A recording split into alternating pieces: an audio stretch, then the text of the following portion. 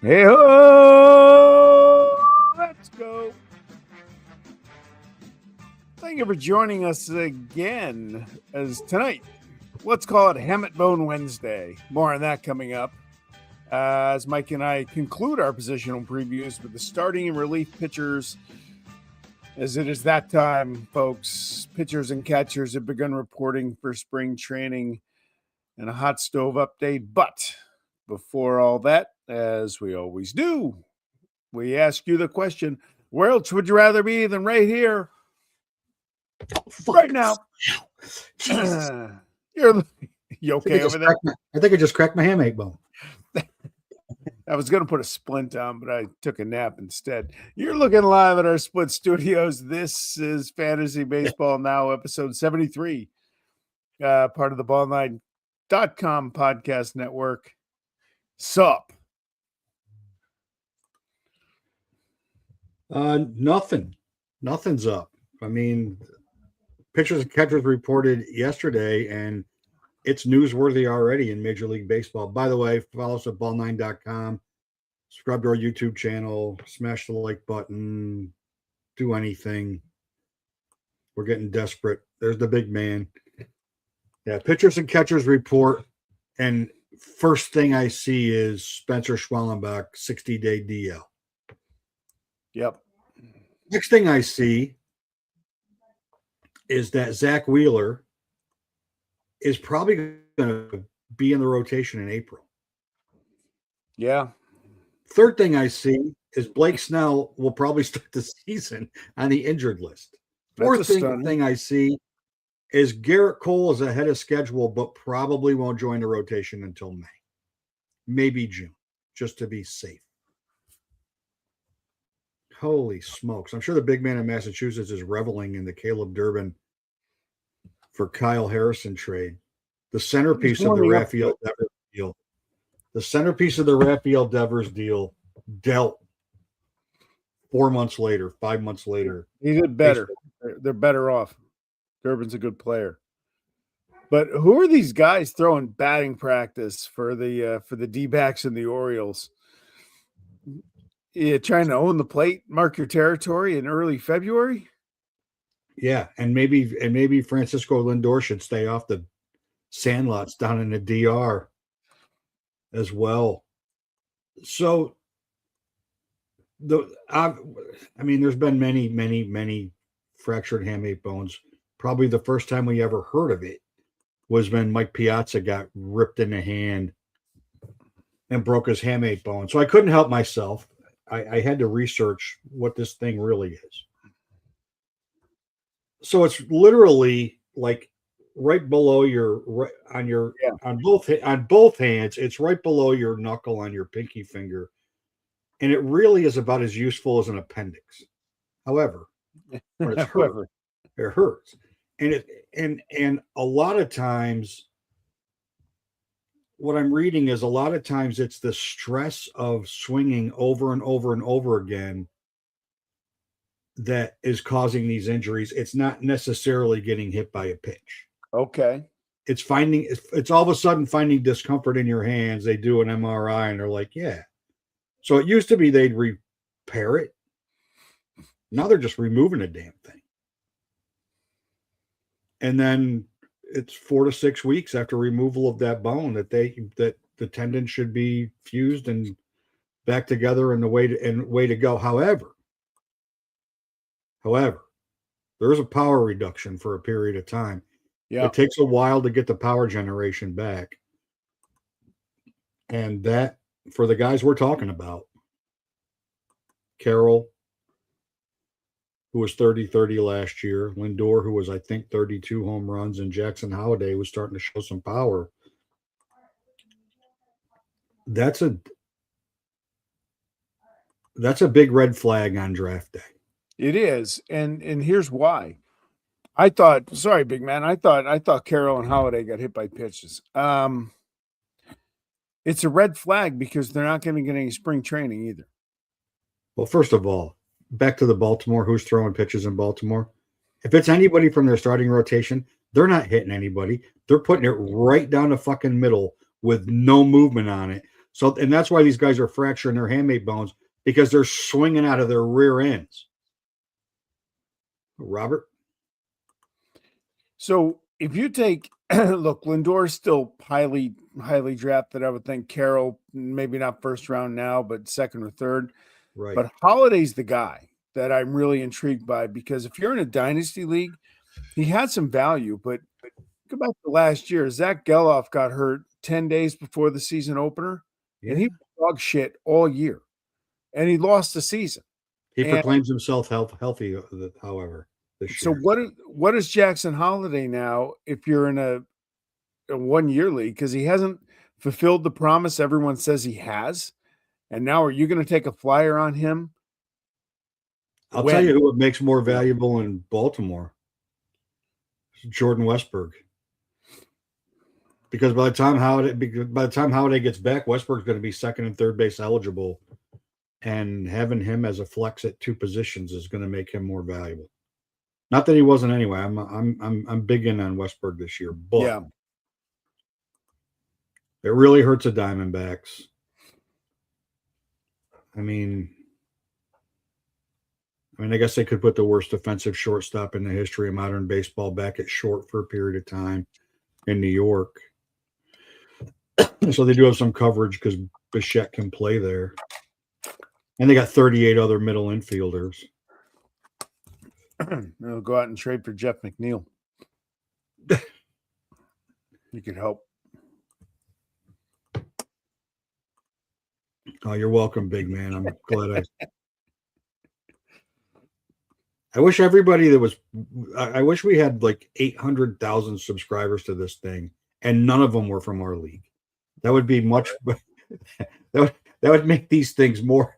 That would make these things more of a secret, because you'll forget it because you're going to draft a closer. No, we'll get to that. Yeah, you are. There isn't a chance in hell of me taking a closer. I will be the last guy to take a closer. Bob is right. Neto didn't slow down, but Neto was leg injury. It was not, or no, maybe it was shoulder. It was shoulder. He was shoulder last year.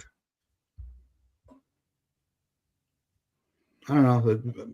Look, you got a franchise worth $1 billion. You better be able to have the right medical, except for the Yankees. Well, hey, you got Paul Goldschmidt though. Again. Yeah, I guess DJ LeMahieu said no. That'll tilt the odds. Bear with me while I turn the heat up in my house. It's cold. Well, you know what that does do though? Is it because they're saying Rice is going to get more at bats against lefties this year? It gives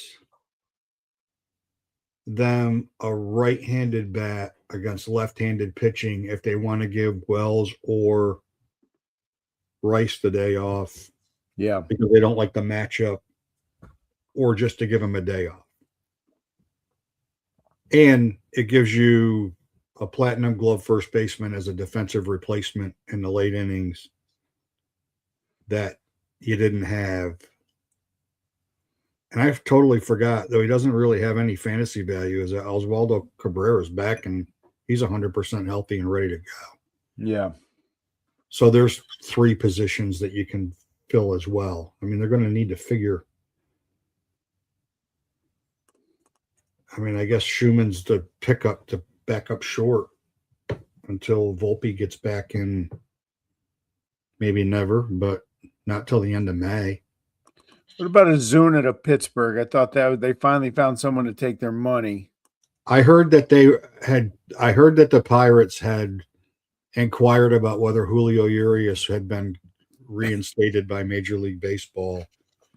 Yeah. Because they seem to have a penchant for signing these domestic violence assholes. Yeah, we are family. We are family, unless you don't make me my chicken pot pie bitch. Yeah. We're not family, right? We're not family anymore. What I didn't like about there's 2 things I don't like about it. One is bat speed was down 1.5 miles per hour last year. That's not good on an aging slugger. The thing I don't like about it the most is the way they handled Andrew McCutcheon through this whole process. Yeah. I mean, you got a guy who's one of the most endeared players in Pirates history. Came back to that team to be the elder statesman and suffer through the bullshit of being a Pirate. And then you don't even really talk to him.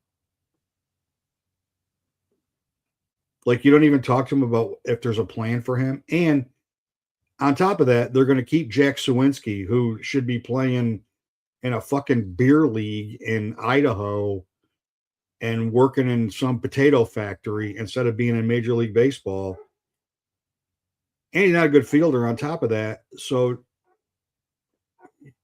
they're just doing it the wrong way with him. It's just not the way you do it. Yeah. And they totally messed it up. Now, does it with O'Hearn and with him? I mean, it's more power than they had in their lineup last year. Yeah. I thought Verlander was interesting. I don't know how much he brings to the table, but he's in a good spot. He doesn't have to be much more than a fifth starter at best. He's 4-5, him or Flaherty. Pick your poison. Yeah. I mean, Reese Olson's not pitching this year. He's out for the season. It's a good spot for Mr. Upton. You know, he doesn't have to do it. He's not going to be counted on for a lot, and he could actually help him if he could summon some youth. Yeah, I mean, you go Skubal, Valdez, and Mize, and then whatever Flaherty and Verlander give you. You know, they're going to. The one thing about both of those guys, they're going to compete. Yeah, all you're looking for is 4 or 5 innings, and in that division, yeah, you're just looking for a way to get to Finnegan, Vest, and Kenley. So you got to find your way to the 6th inning one way or the other, and then let those 3 guys take it from there, and then you're good. Yeah. And the division's winnable. It's certainly winnable. I mean, yeah, I think it's a good. I mean, I'm happy for him that he went back where he started. I think that's a good full circle moment for him for the end of his career, and to finish it out there. And I mean, the Tigers don't do a lot right, but I think they might have got this. Both of them, Verlander and the Tigers, I think got this one right. Now, what he is, who knows? I mean, he was pretty good for stretches last year. He was awful when the season first started. In fact, he was on the skip the bench and just release him, and then he went on a 6-start run where he was pretty good, and he finished the season pretty well. So, I mean, he's smarter than anybody that he's facing because of the way he pitches. And the one thing with him, and he showed it when he left Detroit, when he was trying to get traded to a contender, where he started treating meaningless starts for the Tigers as postseason games. And then Houston latched on, and he was awesome for them. Yeah. He can rise to the occasion. He's a veteran, and he can do that. If it over the course of the season, no. But in a big game, he can pull through for you and give you an effort. You're going to get everything he has. Yeah, I mean, he's your 5th starter, and amazingly, you lost their first 2 games of a series. He's going to go out in that 3rd game, and he's going to pitch like it's a playoff game. Yep. And he's going to pitch great. The other crazy injury, and this poor guy can't catch a break while he spends all this money, is Anthony Santander's 5 months. You think they're missing not being able to sign Kyle Tucker now? Yeah. I mean, I know they got there without him last year, but you can't count on George Springer having that year again this year. No, I don't. Can't. I mean, it'd be great for him if he does. I would be shocked. Yeah, I don't see that. Not the 10th ranked player in fantasy baseball. Yeah, I mean, that was an aberration. He had a great year last year, but his current average draft position would tell you that everybody else is feeling the same thing about him. I was hoping Scott White would have written his story about his 15-team roto draft that he did last night by now that he's doing tonight. That's why I'm not seeing it, because I wanted to do it. I could have done it last night if he would have done it. He's doing a 15-team draft. That'll be a good read either late tomorrow or first thing Friday morning to see what a 15-round draft looks like. That's a lot of players. 15, how many 23 rounds? 15 teams, and I think it's the same format as it's 2 catchers, corner, middle, 4 outfielders, regular infield, and either 7 or 9 pitchers, no bench. So I mean, I think it was 23. That's a lot. That's an extra. That's a lot. It's 345 players. That's crazy. Crazy. And I still wouldn't take fucking O'Neill Cruz. Shall we? He's getting all the love. Fuck that guy.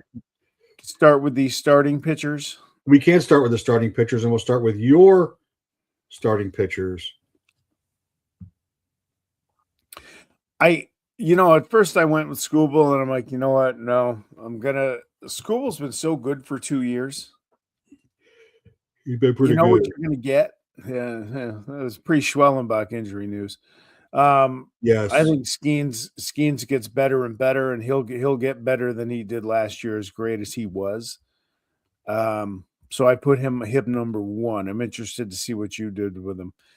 Yeah, the interesting part was the top 3 are easy. Yamamoto. Yeah, I mean, I didn't see another guy. Gilbert and Wu, I really, really like. Hunter Brown, of some of the rankings I saw, I moved him up. A lot of people really have Chris Sale a lot higher than I do. He just scares the shit out of me. I have him higher than you do. He does scare the shit out of me too. He's great. He's great, but he's gotten old. So I bumped him down. I moved Freddie Peralta up versus his normal rankings. Zach Wheeler's a guy, check back in 4 or 5 weeks and see where he is. But the guy I love in there is Yuri Perez, and I actually was going to put him higher, but not quite ready to go there. I am wait and see on Yuri Perez. Yeah. He's got unbelievable stuff. He has unbelievable stuff. I mean, this could end up being one of those trades that works out phenomenally for both teams. It really could be. I'm still wait and see on Yuri Perez. Okay. Pitching in Miami when it doesn't mean shit versus pitching in Chicago where it's going to mean everything all year. That takes a little time. I was surprised you had Spencer Strider. I like him to bounce back. In your top 20. He scares me. I like him to bounce back. Yeah, he should scare you, but I that's a hunch. The guy that really I'm mystified by is Reagan's, because me too. His strikeout rate is elite. And maybe it's the injuries. Maybe it's just, I'm not sure. I wanted to move him higher. Hunter Green's had an injury history. I feel pretty good about the first 9. I think Fried belongs there for sure. He's steady. You know what you're going to get. The one guy, if I was going to take Schwellenbach out with the injury, I'd probably put Joe Ryan in there. And if you draft him, you hope he gets traded to a team that's trying to win. He's quality. George Kirby's another guy, but I'm Mr. 5 innings. No thanks. I can't deal with stuff like that. No, big man. No. Ranger Suarez. No. He shouldn't be closer to top 10. No. He's in 20. He's between 20 and 30.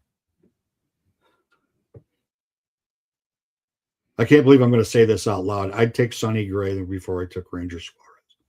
Wow. Yep. I know. I said it out loud. Where do we get to my closers? Jesus Christ. I didn't want to rank any closers. I'll tell you. Here's my issue. Well, let's go to, as Paul Harvey would say, page 2. Look, you have to Google that, kids. Paul Harvey, he had a radio You have show. Skubal 1. That's interesting. I do. He wins more games. Every metric is better. We agree. I mean, we agree on a top 5. I've got Sale 6. I've got Sanchez 7. Here's my problem with Hunter Brown. Hunter Brown, can't wait to see him pitch in the World Series. Was he going to get traded? Hunter Brown always has that start that not only makes you wish he wasn't on your team, you immediately start trying to trade him. He had 200 strikeouts last year. I mean, it's that start. That start is that start.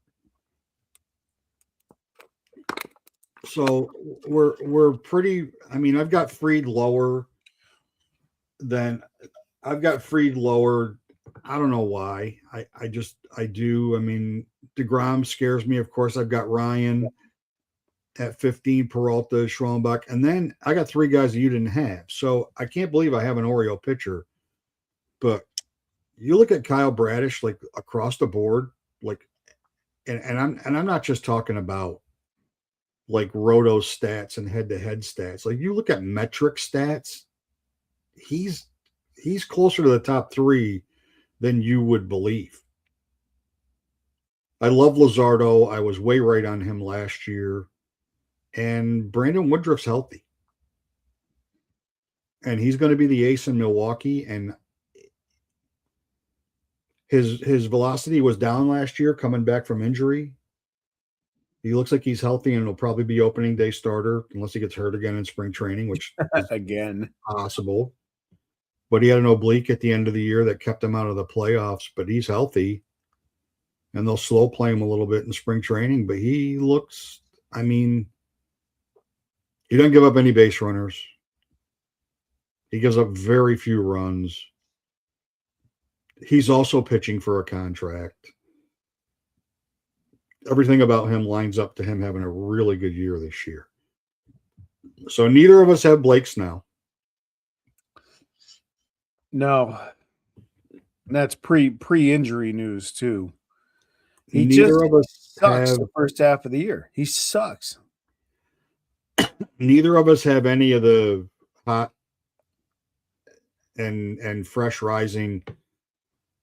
Let's see if they're going to be superstars. McLean, Schlittler, Mizorowski, Chase Burns, Bubba Chandler. None of us have any of them. Speaking of Burns, probably the guy to pay very close attention to in spring training is Corbin Burns. That's probably the guy to play. He's going to be a stash at the beginning of the year if you have room for him. Yeah. But if he comes back in, I mean, it's much like Cole. I was going to ask you about him next. Where does Cole go? What's Cole's ADP? Do you have that right there? Yeah, it's low. I don't have it. I looked at it. Last night out of pure curiosity. And it was lower than I thought, but probably where it should be.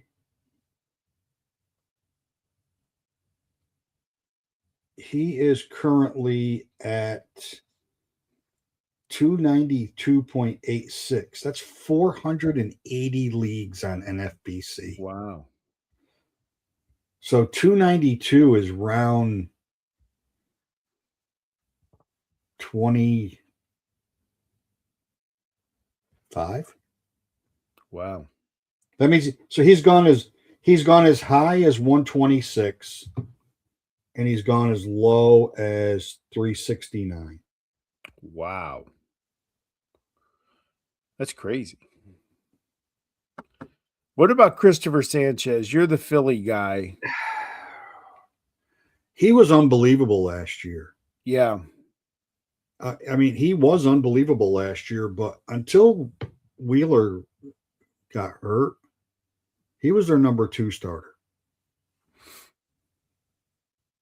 So he wasn't facing Skenes and Yamamoto and Sale and Hunter Green and Logan Webb and Freddie Peralta.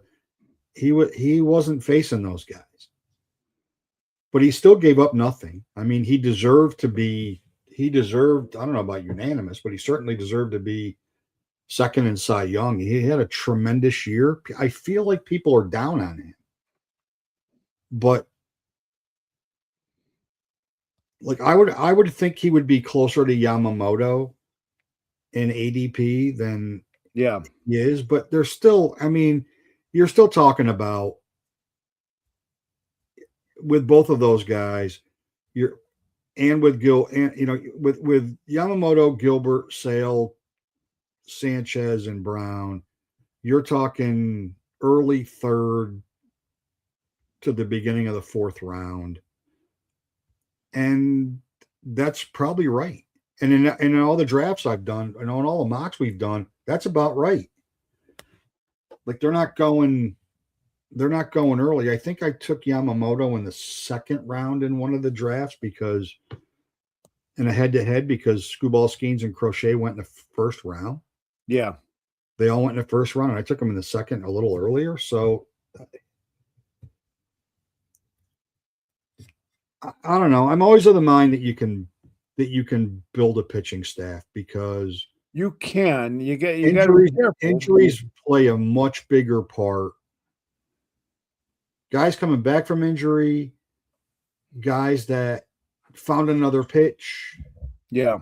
Hello Hayden Birdsong. I mean, like guys that found another pitch that could be effective, guys that signed with different teams that might be in a better spot than they were the year before. Young kids that burst on the scenes. Talking about you, the entire Marlins staff.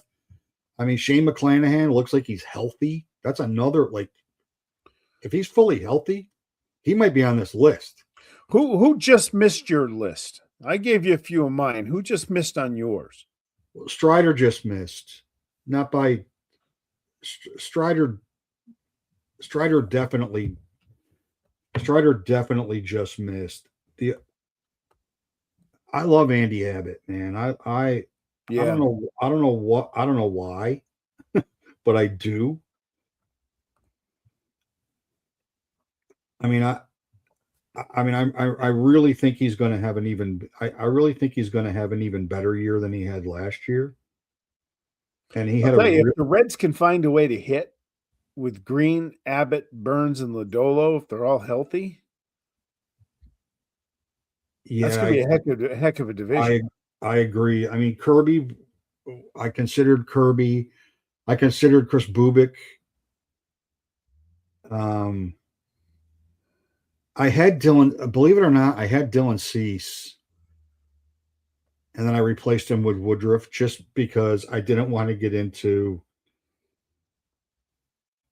what kind of therapy I might need for having Dylan Cease on any list in the top 20.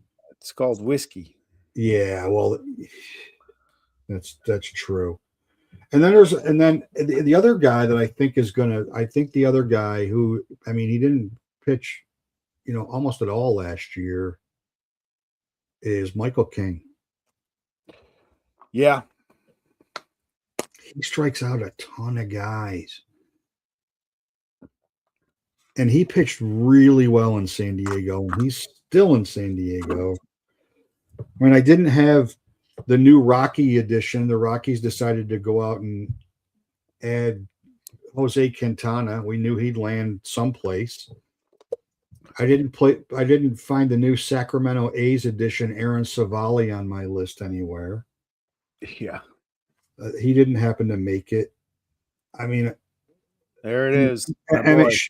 Emmett Sheehan's another guy that could be considered. I mean, we could easily have a conversation about 40 instead of 20 pitchers. Sure. And 20 to 40 would be a pretty good conversation, right? Because that's and honestly, 20 to 40 is how you build a pitching staff. The big man Kate Horton is spot on. Love Kate Horton. Yeah, I mean, look at Matthew Boyd had an unbelievable year last year. And I think I remember saying, "Watch out for Matthew Boyd" last year because he was healthy, and he had a terrific year last year.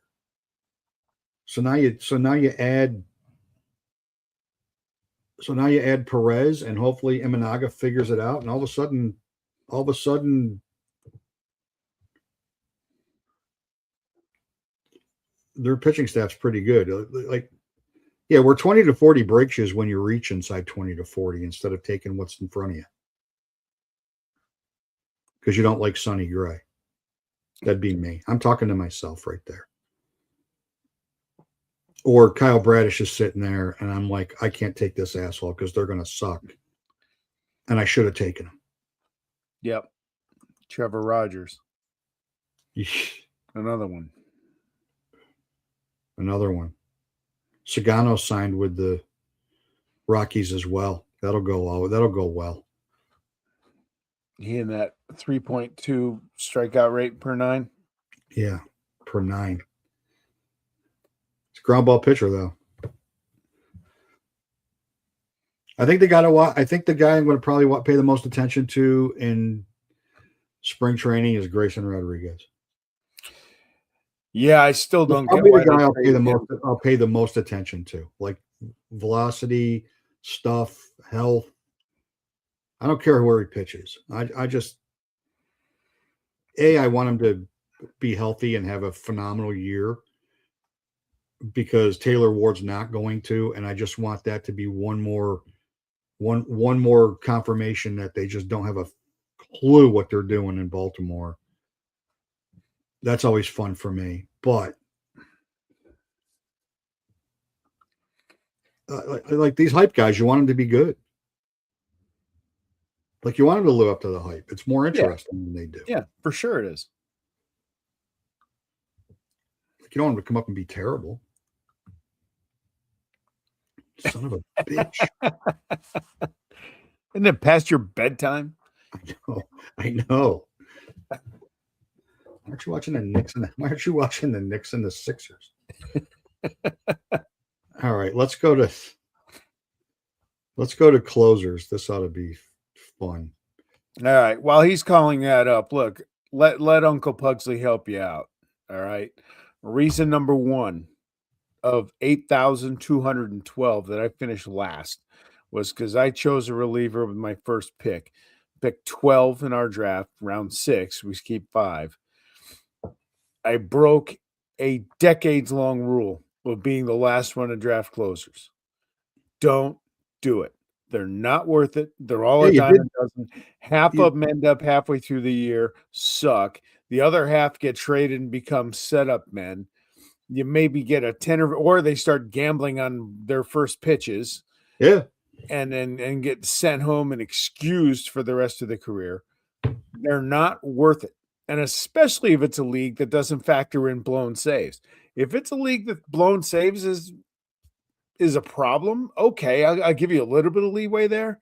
But beyond that, they're all a dime a dozen. Mark this down, I will be the last guy to draft a closer in our league. And when we get to the head-to-head draft, I'm drafting none. 0. I'll take my chances with all starters. I'm out. I'm out of the closing pool. It pained me to even put together a list. Boy, this is where I wish I was smart enough and prepared enough to bring up our show from about this time last year where you said the exact same thing. Yeah, then I changed my mind. I should have listened to myself. Do as I say, not as I do. Yeah, that's true. No respect for the big Cuban. Well, at least I have him on here, big man. Yeah, you know what though? I can't blame the 15 pre-draft pack last year because I had Mason Miller dialed up for a while because of where I was. Didn't have a first round pick, didn't have a third. Thought I better grab one. It didn't work out. No. Bad pick. Bad.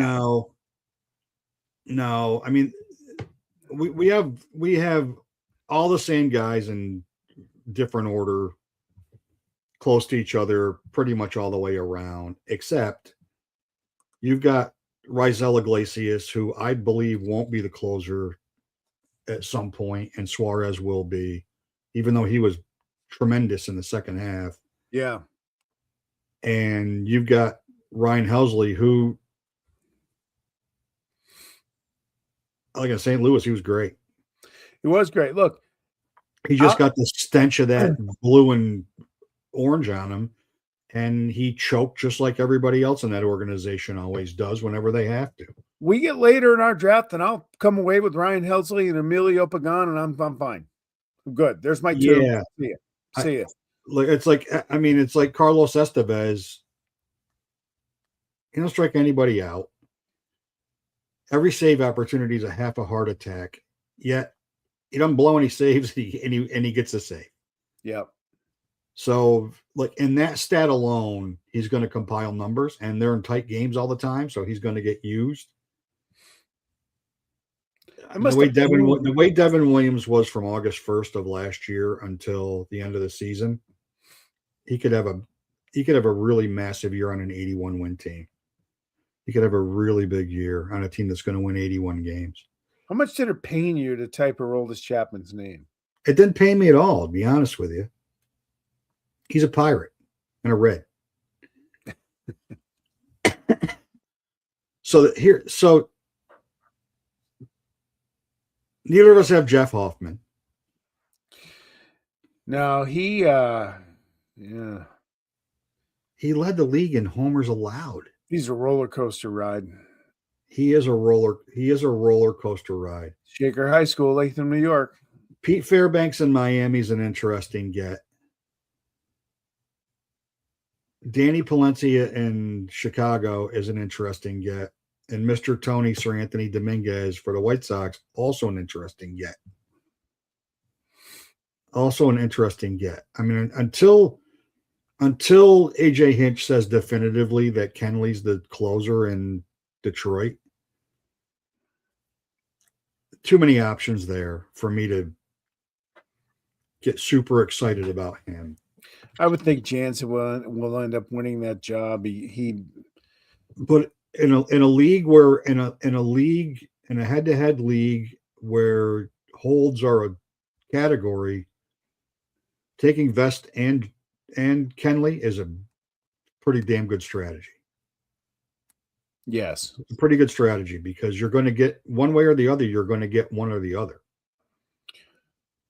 When do I start stumping for a league holds plus saves category? When do I start stumping for that again? I lost it last year. Like you know me, I would have blown off batting average 3 years ago and switched to OPS if it was up to me. But yeah, what about Bednar? He terrible. Refound his form. Oh, he was 2024. He was great. The beginning of 2025, when you were suffering with him, he was awful. Oh, he was terrible. They did the right thing.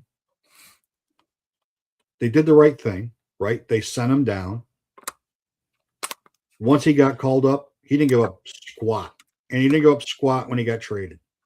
He was phenomenal. And the bigger the spot, the better he was. Ooh, we got yes votes on two things. So the question is, right? So part of ranking these guys is you got to look at how many chances they're going to get. Right? Who else is true? The Dodgers had no closer for the entire year last year. Diaz they're going to win 100 games. He's going to probably get 70 opportunities to save games. He'll probably come into 50 of those. Who else is going to close in San Diego because all they do is use their bullpen? So Miller's going to get 50 opportunities to save. Munoz had 50 opportunities last year. Duran was great when he got traded to the Phillies. every game the Guardians, excuse me, every game that the Guardians plays a 1-run game.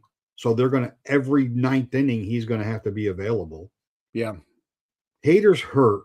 That's worrisome. I'm not a big fan of Josh Hader.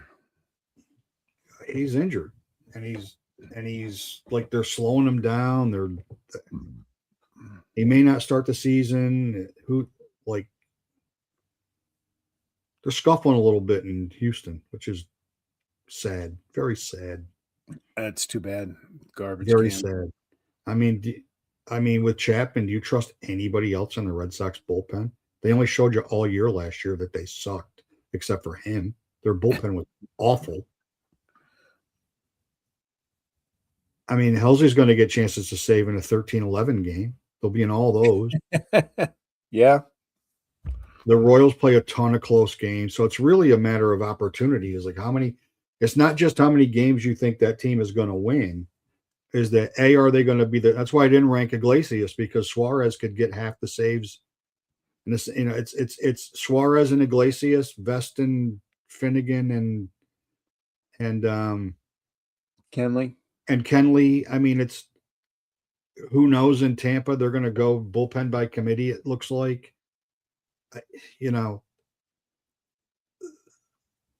Like who's the closer, and the team's going to be in a bunch of close games. I mean, they're saying that Uribe is going to be the closer in Milwaukee until he's not. Yeah. And then they'll go right back to McGill. And they can split that. They could easily split that without naming a closer.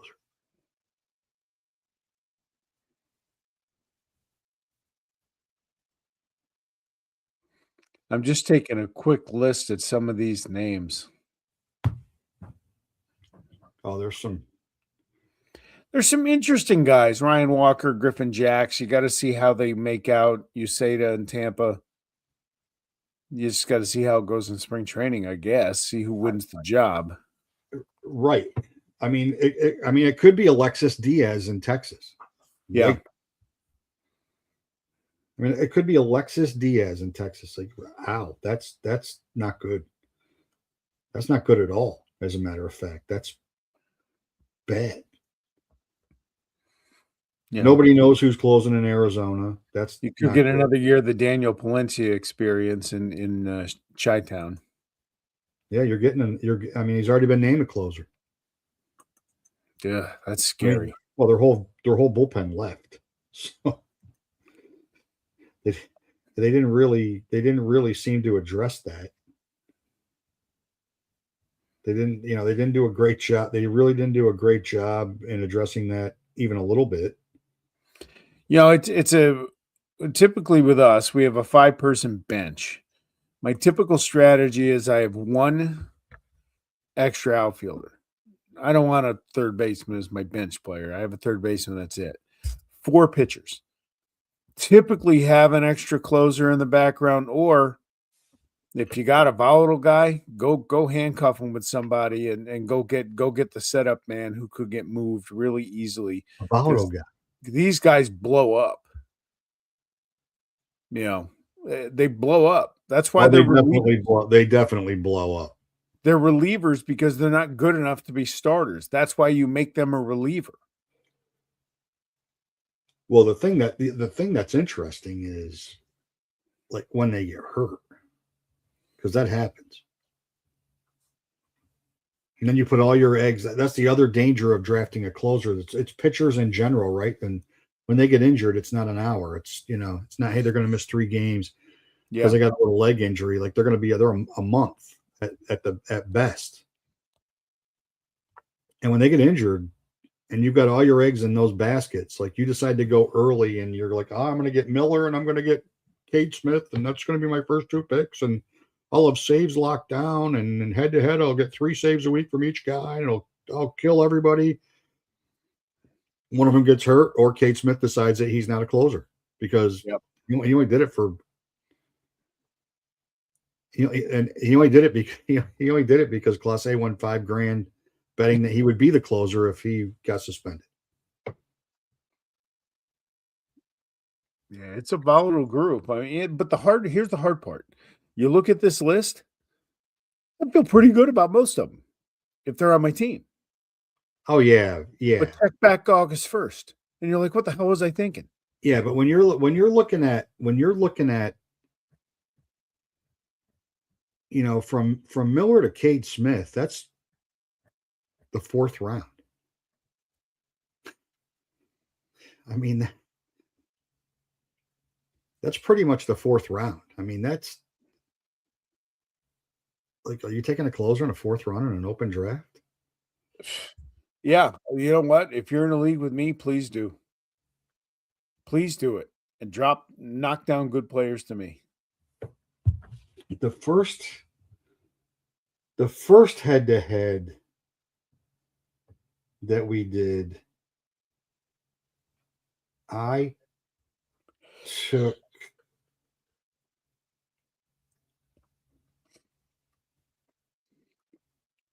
so that was January 21st. And in round at the end of round 3 and the beginning of round 4, Devin Milligan took Diaz and Munoz back to back. Miller went in round 4. Hader went in round 5. That's crazy. Duran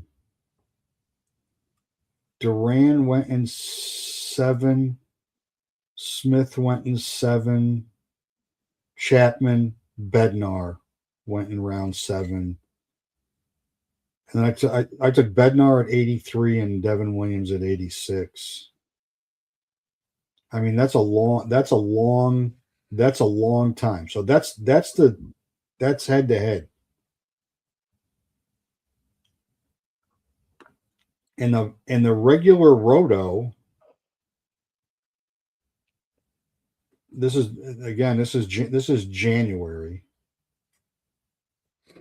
There wasn't a closer taken in roto until Miller in round 6. Diaz didn't go before then? Diaz went at 59 at the end of round 5. Okay. Then we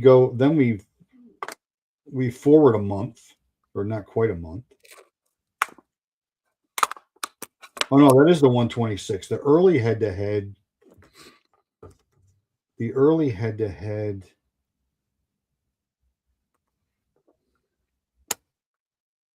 was still round.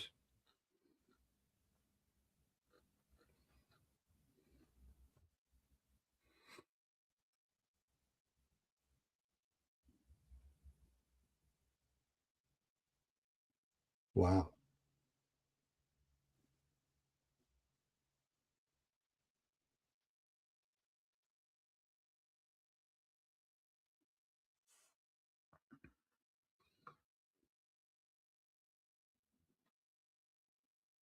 Wow, I have to be missing him. The early head to head, I waited a long time.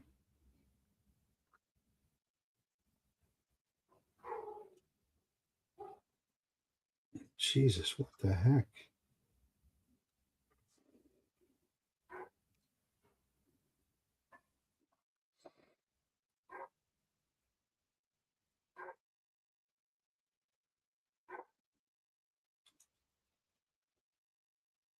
Miller went in a 10th round. Miller and Diaz in the 10th round in the early head to head. And then Duran, I took Duran Munoz. Like that wasn't until 10 or 11. Okay. So, and in the early roto, I think it was probably the same.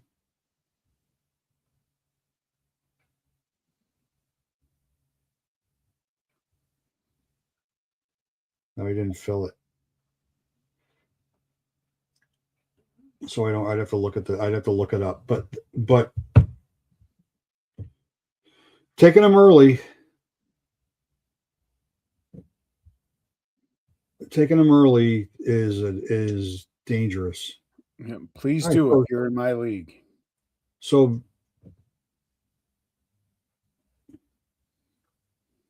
Battlefield Bob just posted a poll on our, and we'll close with this. We'll circle back to Corbin Carroll. With who should replace Corbin Carroll in the WBC? James Wood, Riley Green, Wyatt Langford, Roman Anthony, and always the number 5. Who cares? My team sucks.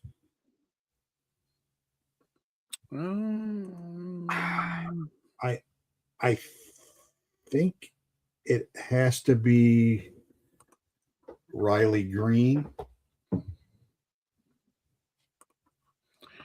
I saw Soder's name earlier. There's only 3 outfielders on that roster right now. With Carroll injured, there's only 3. I think I would vote Riley Green out of those guys. Hard to go against James Wood, though, too. It is, but you also need defense.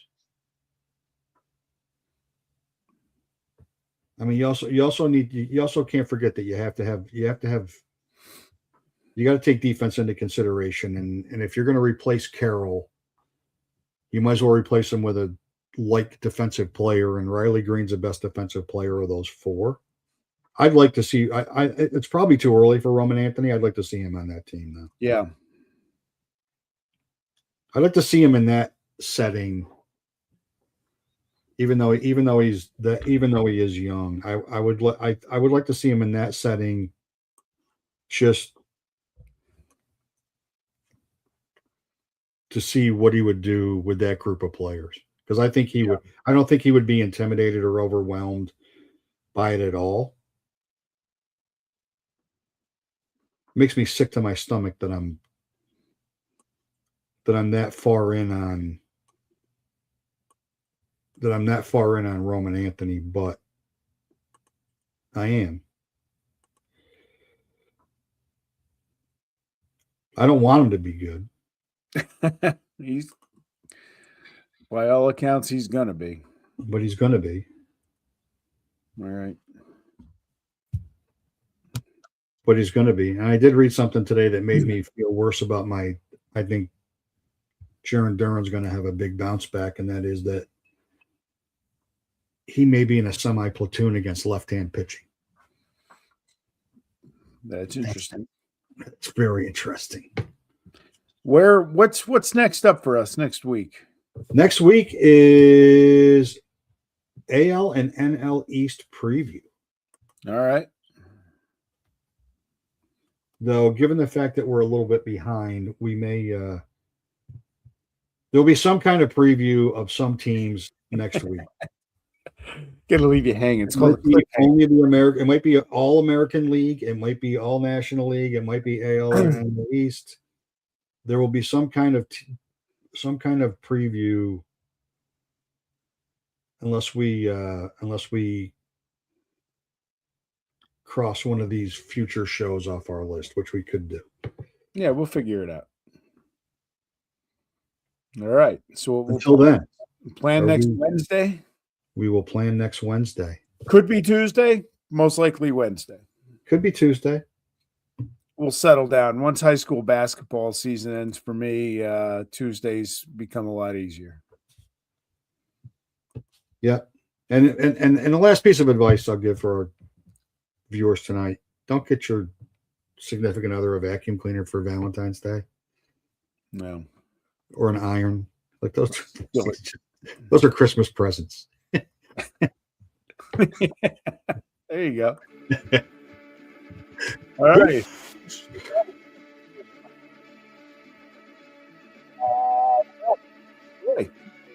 Have a good week. You too. We're out. All right. See ya.